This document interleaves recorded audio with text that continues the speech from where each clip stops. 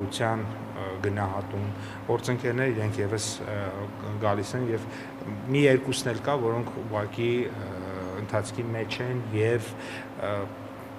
բրենդի հետ պայմանավորվածության արդյունքում, այսպես ասած, չենք հայտարարում դրա մասին, խոսում ենք այն մասին միայն, որոնք որ ինքը բրենդը համաձայն է, կամ ինչ-որ մի փուլի ենք հասել, որ իրենք արդեն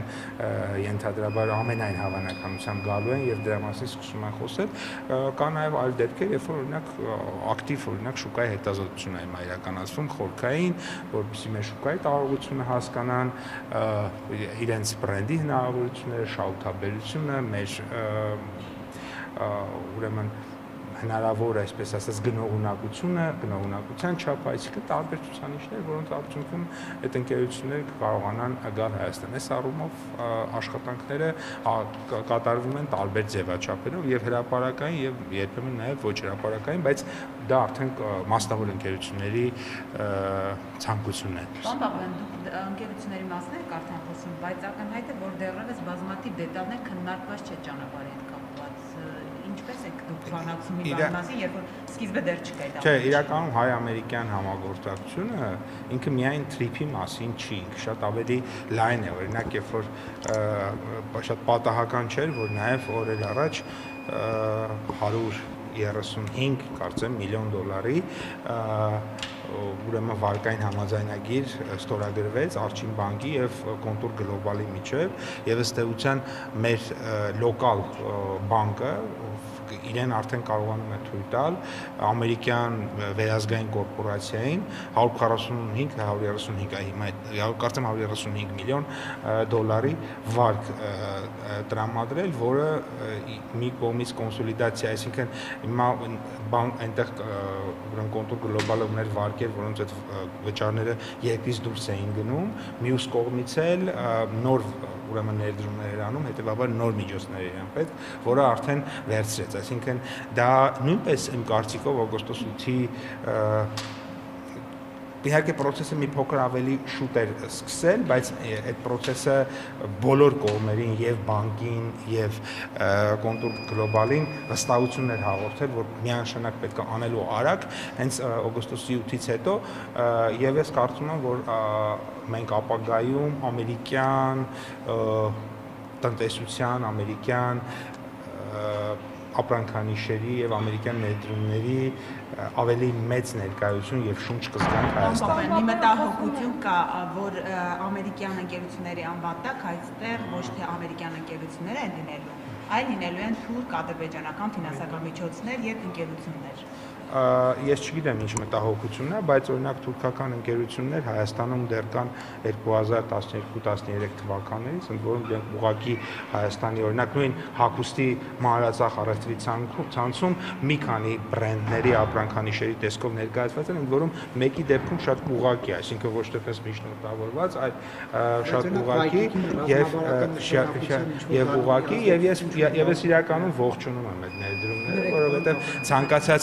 ցանկացած խաղաղություն, եթե ցանկացած խաղաղություն հարևանների միջև, եթե չամրապնդվի ֆինանսական ներդրումներով, այսինքն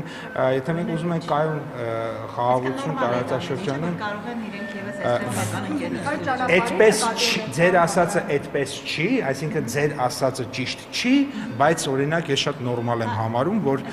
Հայաստանում օրինակ խաղաղության հաստատման պարագայում սահմանները բացելուց հետո օրինակ ինչու ոչ ներդրումներ կան, այդ թվում նաև թուրքական, մենք էլ գնանք այնտեղ ներդրումներ անենք, եթե ձեզ թվում է, որ հակառակ պարագայում մենք կարող ենք ունենալ կենսունակ պետություն, ապա նայեք մեր պետության նախորդ 3 տասնամյակների պատմությունը։ Մենք Թուրքիայում ինչ կարող ենք ներդնել, ըստ էս խնդիր չէ, որ թուրքական ընկերությունների, որովհետև երրորդ ընկերություն ոչ դուք նորից հիմա ինչ որ տեքստեր եք ասում, հետո կտրեք այդ հատվածը, ցույց տակ, ասում եք ոչ սխալ եք ասում, այդպեսի բան չկա, թրիփի մասով մեր գործակցությունը միայն եւ միայն Միացյալ Նահանգների հետ է։ Պարոն Պապյան, իսկ ինչ վերաբերում է նրան, որ օրինակ կարող է որ ինչ որ մի հյուրանոց բացվել, ենթադրենք Հայաստանում որևէ երկրի, ասենք օրինակ թուրքական բրենդի, կարող է բացվել, ինչի չի կարող, ինչի կարա բանա, կներեք էլի դուք ասացիք այդ բրենդի անունը 2012 թվականին կարա Հայաստանում բացվի, 2026 թվականին այն մյուսը չի կարա։ Այն կոնտեքստում է հարցը տալիս, մի րոպե, հարցը այն կոնտեքստում է, որ դուք չորա հապուստ երկկապված խանութ եք մանդատնոշում, բայց ճանապարհը ռազմավարական ճանապարհի հետ որևէ երկիր գործ չունի, ճանապարհի հետ գործ ունեն Հայաստանը եւ Միացյալ Նահանգները։ Այս հարցը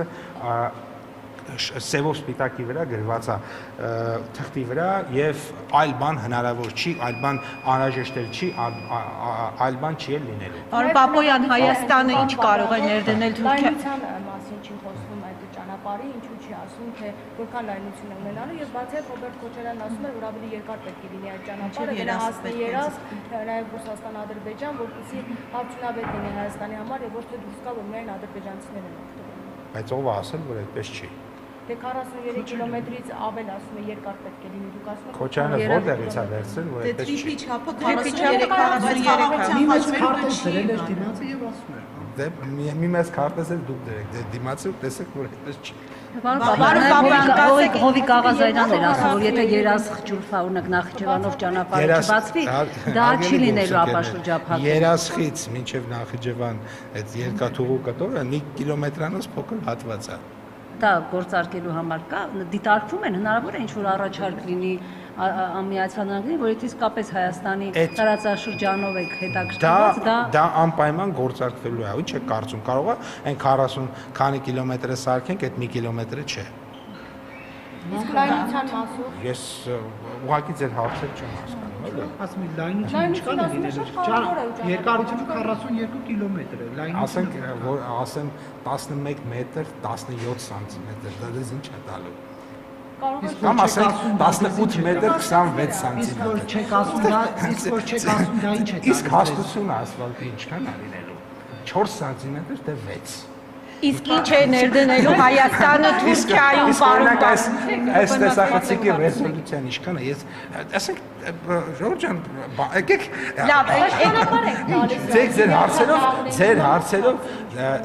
ձեր հարցերով մենք մի ճանապարհ չենք տալիս, մենք ճանապարհ ենք կառուցում Հայաստանի Հանրապետություն։ Դա Հայաստանի Հանրապետության սուվերեն տարածքն է, դա մեր ճանապարհն է, մեր Պարոն Պապոյան, դուք այսինքն եթե խաղաղություն լինի, սահմանները բացեն, երկուստեք ներդրումներ կլինեն, Հայաստանը ինչ ներդրումներ կարող է անել Թուրքիայում։ Հայաստանը ներդրումներ ես չեմ կարծում, որ մեր խնդիրն է, որովհետեւ մենք հենց անենք, որ ներդրումներ անենք, մեր խնդիրն է, որ մեր ապրանքները կարողանանք վաճառել Թուրքիայում, սա մեկ, այսինքն էքսպորտ ունենանք այնտեղ, եւ երկրորդը օգտագործենք թուրքական նավահանգիստների եւ թուրքական ճանապարհների պոտենցիալը եւ այդ պոտենցիալի միջոցով մեր ապրանքները արտաքին աշխարհ, երբ որ մենք հասցնենք, դրանք կլինեն շատ ավելի մրցունակ, քանի որ թուրքական նավահանգիստներով միջակայական ծով դուրս գալը մոտավորապես երևի 3 անգամ ավելի կարճ է, եւ որը էականորեն ազդում է տրանսպորտային ծախսերի վրա եւ հետեւաբար ապրանքների մրցունակության վրա եւ իհարկե նաեւ օգտագործելով թուրքական ցամաքային եւ ծովային հնարավորությունները, նավահանգիստներ, ճանապարհներ, Հայաստան ներմուծվող ապրանքների գները էականորեն իջեցնել եւ դրանով նաեւ ուրեմն